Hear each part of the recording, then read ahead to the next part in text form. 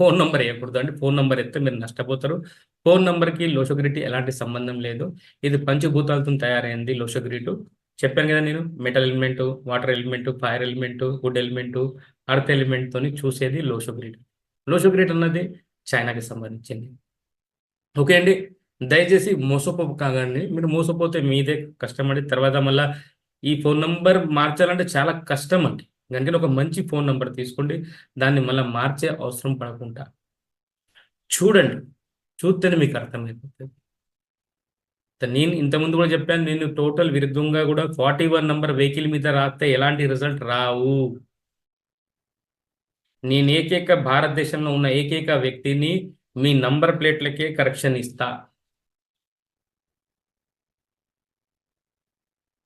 పాత ప్లేట్ ఉన్న నంబర్‌ని కరెక్షన్ జేసి ఇస్తా. మార్చి కరెక్షన్ జేసి ఇస్తా. దాన్ని